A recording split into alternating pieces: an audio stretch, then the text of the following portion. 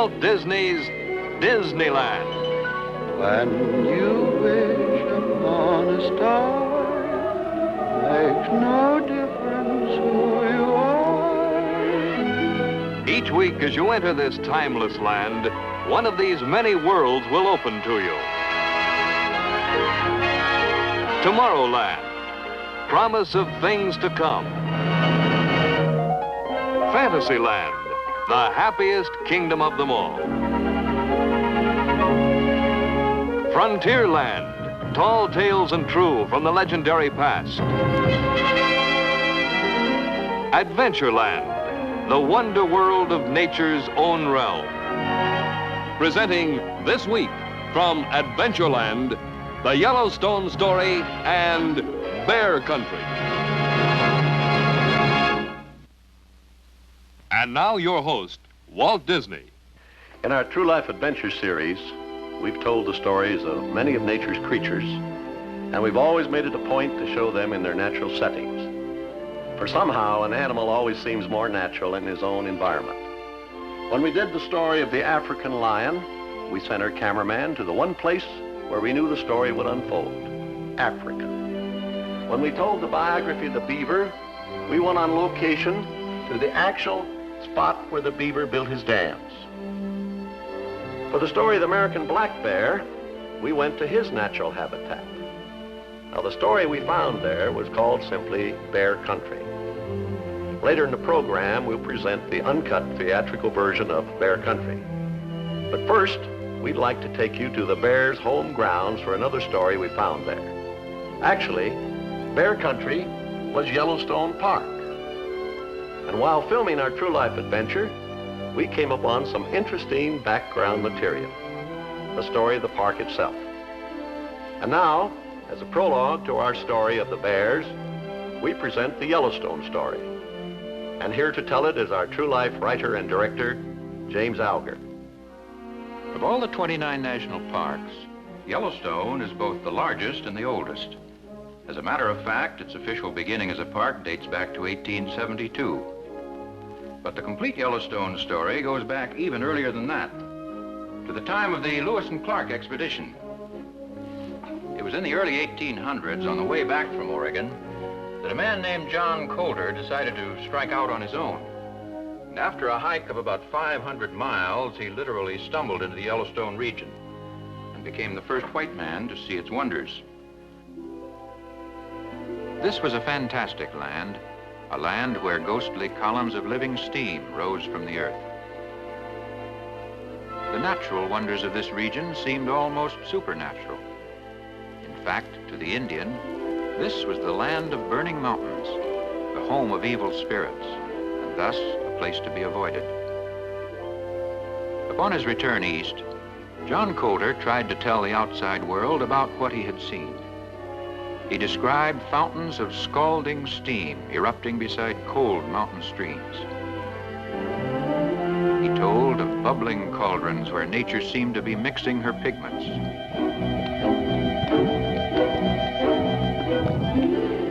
He spoke of springs of boiling water, but to no avail. People would not believe that such a place existed. They scoffed, and to show their derision, called his discovery Coulter's Hell. In later years, of course, they followed in Coulter's footsteps to see this weird land for themselves, and soon discovered that his amazing reports were hardly exaggerated. Yellowstone was then, and remains to this day, a truly fantastic place. Originally, visitors came here on horseback and in wagons, for Yellowstone dates from the stagecoach era. But today, they arrive in automobiles, buses, and house trailers.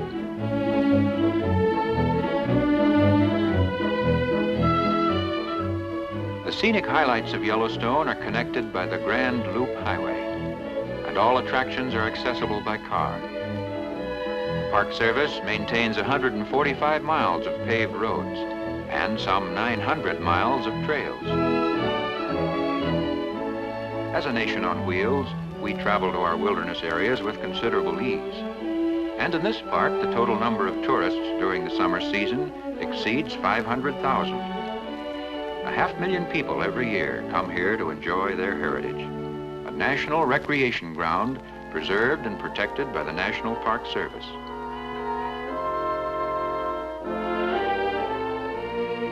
Of course, roughing it nowadays often includes all the comforts of home. And the tourist's vacation castle is very apt to be a collapsible house trailer, neat and compact for the road.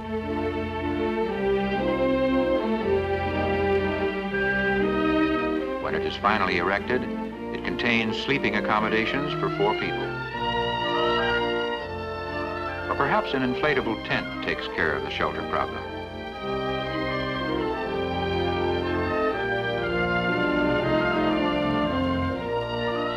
Or for those who demand a proper lodging, there are well-furnished cabins to be had at the various hotels and camps.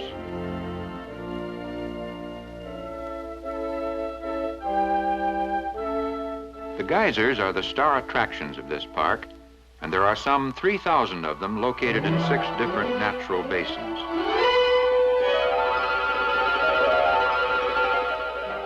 A geyser is a show in itself, and these in Yellowstone never fail to perform.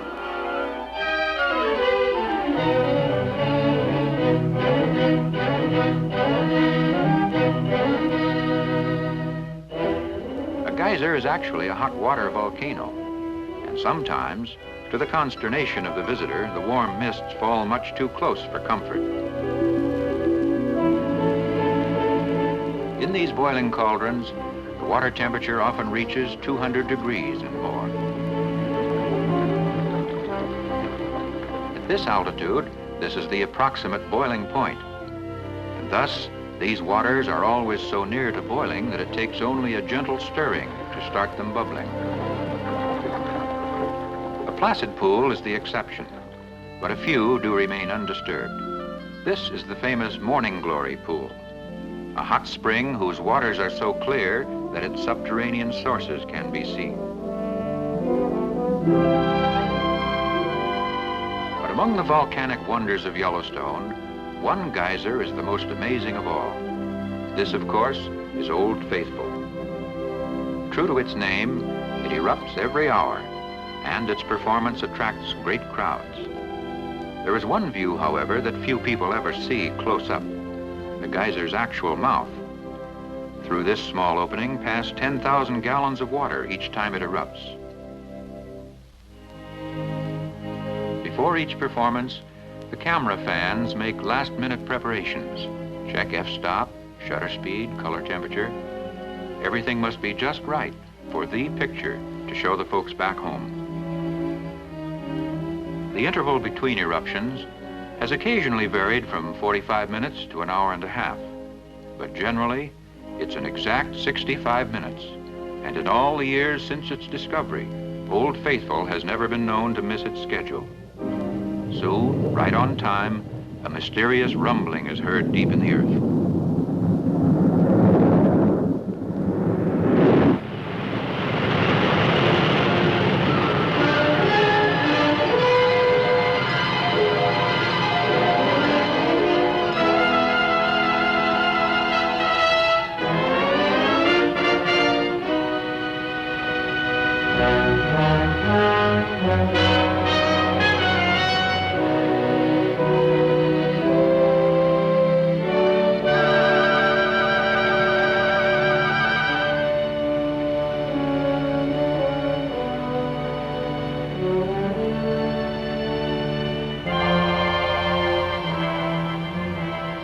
This natural spectacle attracts visitors from all parts of the world, even from faraway India.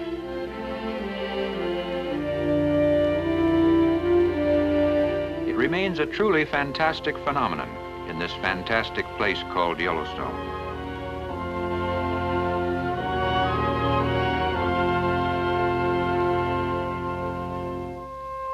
At the park headquarters, Mammoth Hot Springs, there is found the most intricate volcanic architecture of all.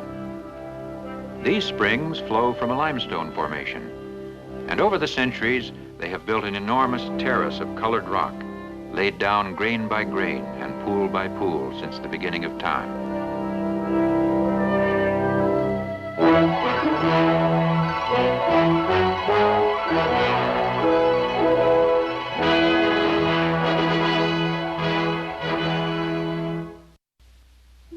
its northward journey to join the Missouri, the Yellowstone River has carved out a great gorge.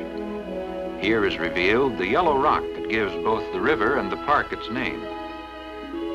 And here, rivaling the Grand Canyon of the Colorado, is the Grand Canyon of the Yellowstone.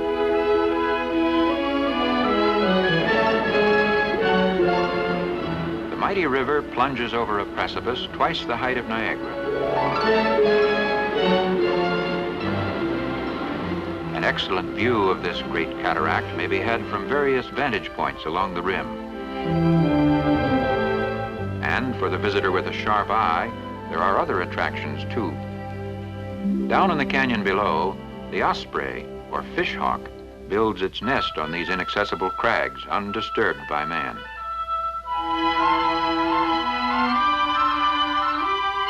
For this skillful catcher of fish, the neighborhood provides a bountiful fishing ground. And many a good-sized trout is brought home to the young.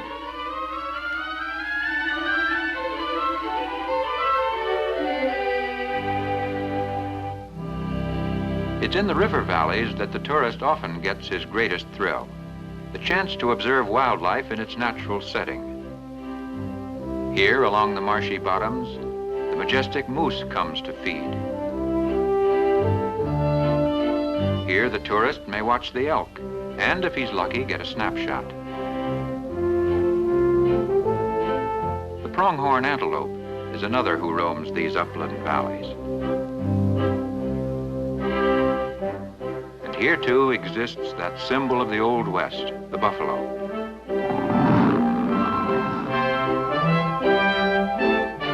Under government protection, the ancient herds have staged a comeback from the very edge of extinction.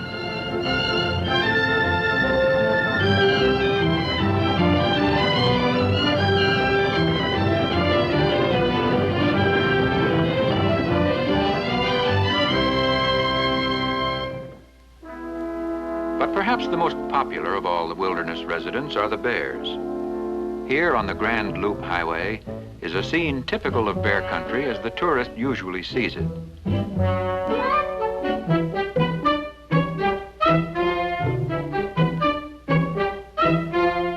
For most travelers, this personal contact with Mr. Bruin becomes a highlight of their visit. Indeed, the bears are so entertaining and their antics so nearly human, it's easy to forget that they are in reality wild animals and potentially dangerous.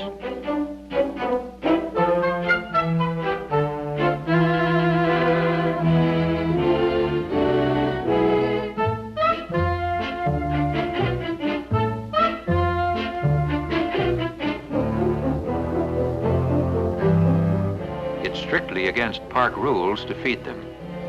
But human nature being what it is, and bears being what they are, this regulation is hard to enforce.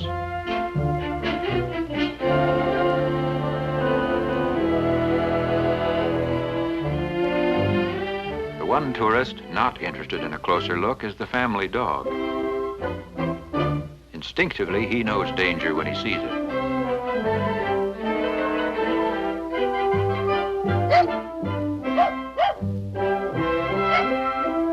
In his zeal for a souvenir picture, the tourist sometimes makes the mistake of getting between a mother bear and her cub.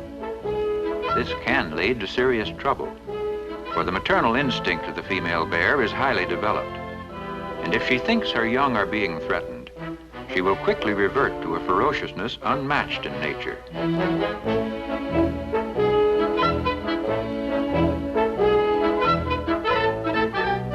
But in spite of all rules and regulations, the public will insist upon visiting with the bears.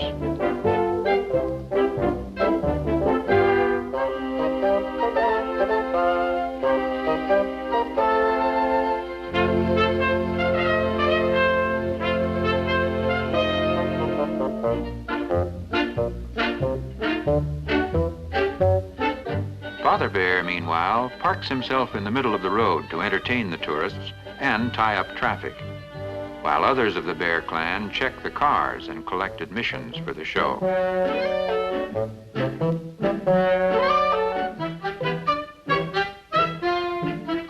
This roadside encounter with the bears will be good for many a retelling back home. And it is often the visitor's favorite memory of bear country.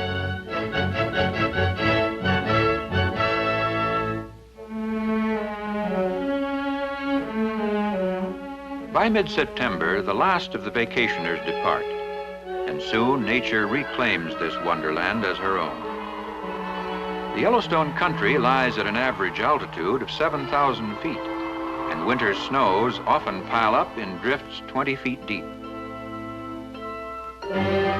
Even in winter, Yellowstone remains the land of hot water, for winter's bitter cold cannot conquer the geysers. And so they go on erupting according to their custom.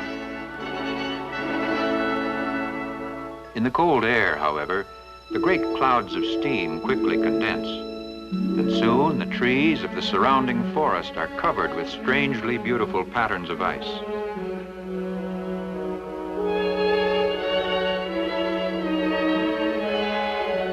Thus, in winter, as all the rest of the year, this land remains a fairyland where strange things continue to happen in strange ways.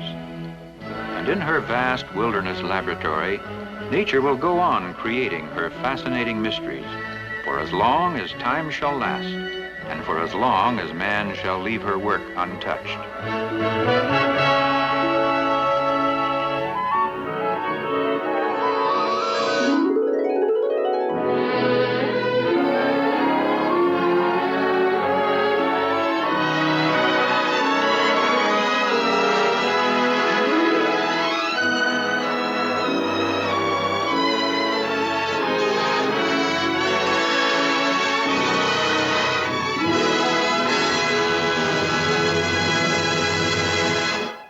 This has been an ABC Television Network film presentation.